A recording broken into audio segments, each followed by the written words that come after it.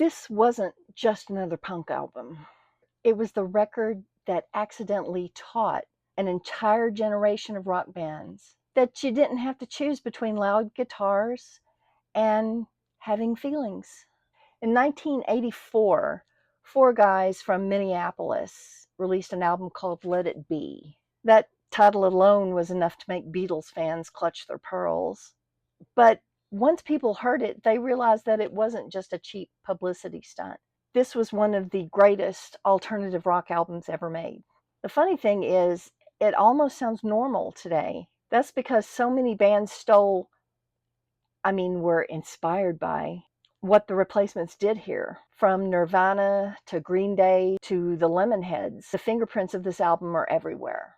So let's rewind to 1984 and look at the record that quietly changed rock music while somehow never becoming a huge hit. The Replacements, sometimes also called the Placemats by their fans, started in Minneapolis in 1979. Paul Westerberg was the singer and main songwriter.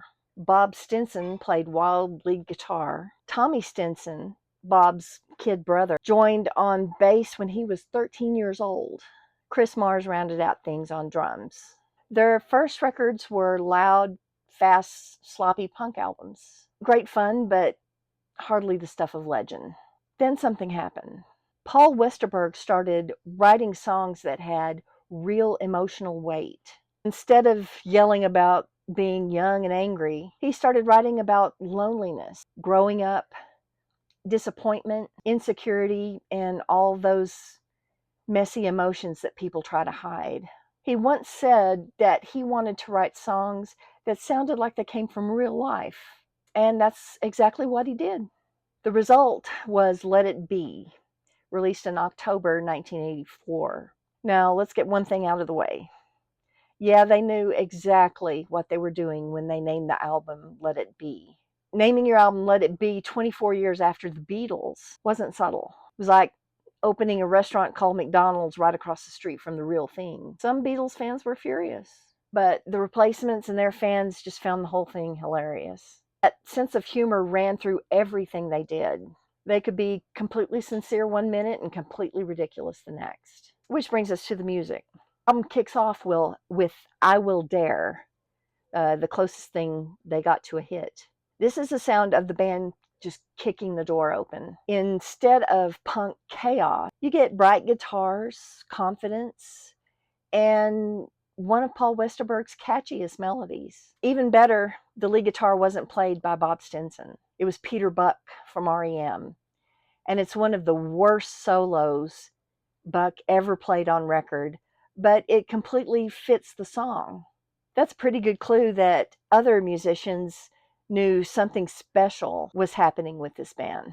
Then comes Favorite Thing, which sounds like they're trying to outrun the melody, but they somehow land on their feet. It's reckless, joyful, a little bit out of control. Basically, if ADHD became a rock song, which I identify profoundly with. And then one of the strangest left turns on any album, Gary's Got a Boner. Only the Replacements could follow thoughtful songwriting with a juvenile joke song and somehow make it work. It's immature, ridiculous, surprisingly catchy, and it doesn't derail the album at all. It reminds you that the band refused to become too serious, even when they were making the best music of their lives. These were young guys, and hey, boners are hilarious.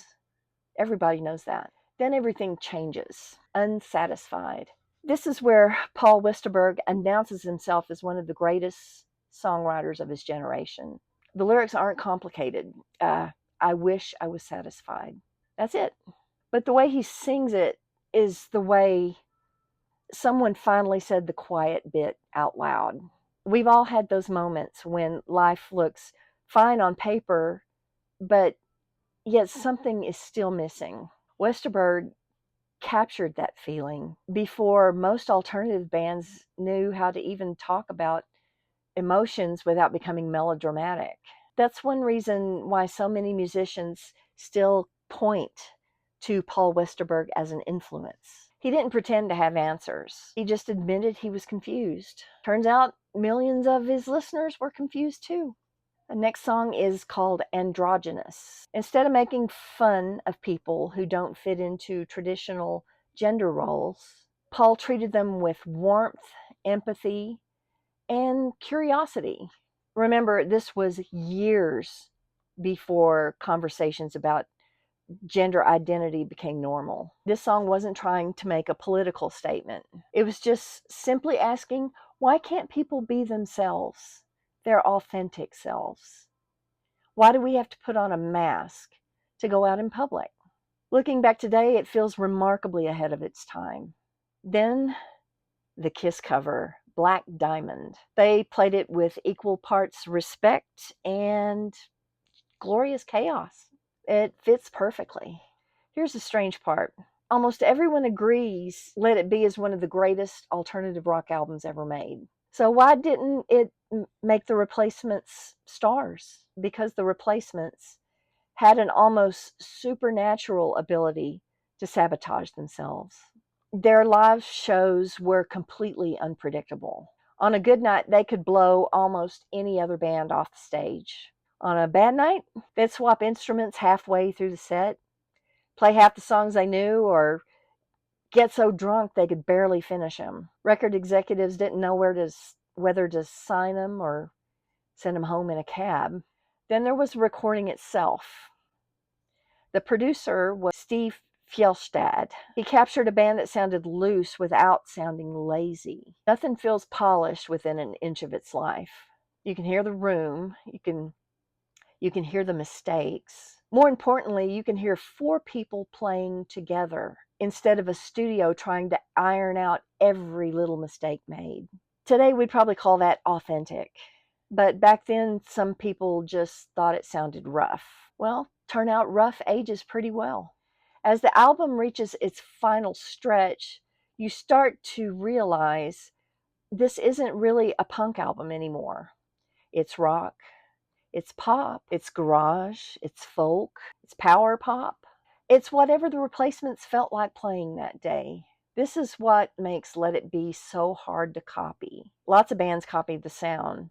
Very few copied the attitude. Take 16 Blue. It's one of the most heartbreaking songs on the album. Instead of looking back at being a teenager with nostalgia, Westerberg remembers it the way most of us actually lived it. Awkward, lonely, convinced everyone else had the instruction manual for life while yours somehow got lost in the mail. Then comes Answering Machine. Now, think about that title for a second. If you're under 40 years old, an answering machine used to be an actual little electronic box that you attach to your phone, your landline phone. And when the phone rings, it would say, so and so isn't here. Please leave a message. Beep. And the messages came on these little bitty tapes. Now, today, that technology is ancient, but the emotion isn't. It's about wanting someone to call, wanting someone to stay, wanting that connection. That's why the song still works. The gadgets change, but people don't. That's Paul Westerberg's secret as a songwriter.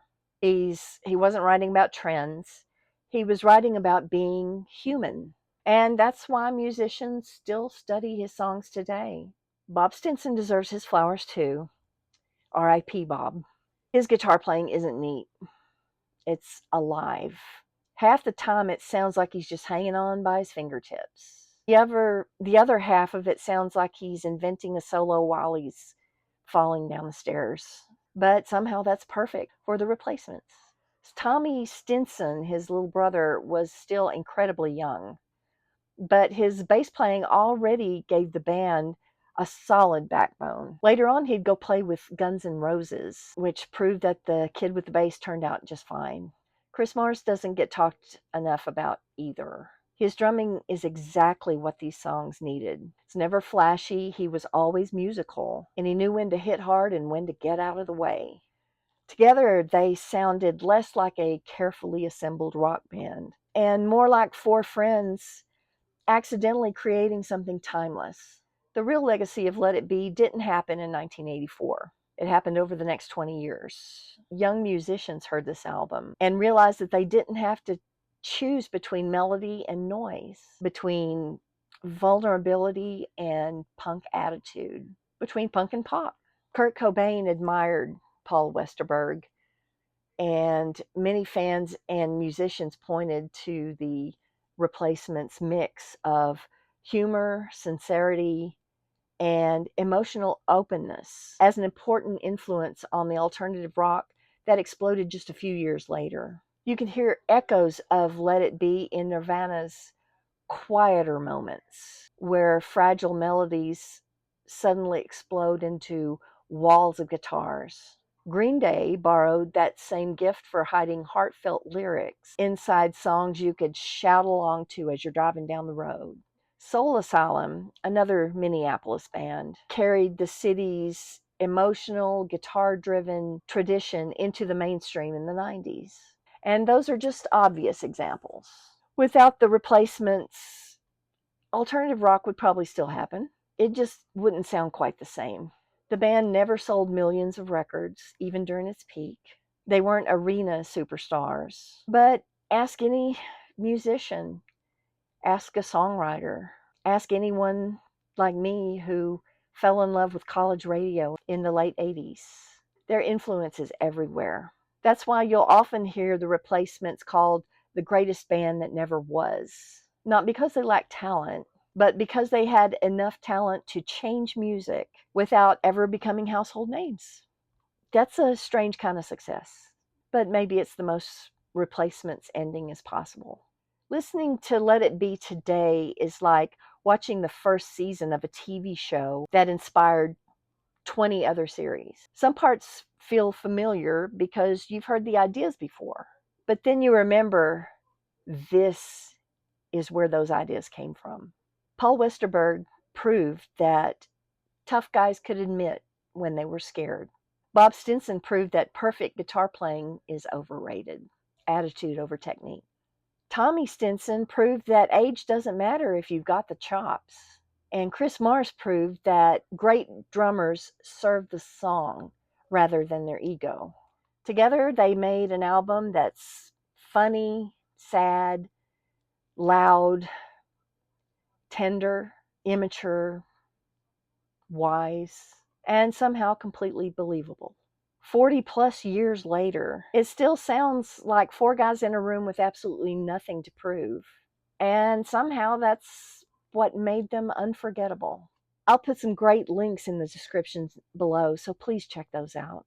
If you enjoy my content, please consider liking and subscribing. It really helps my channel out. Thanks for watching, and I will see you in the next one.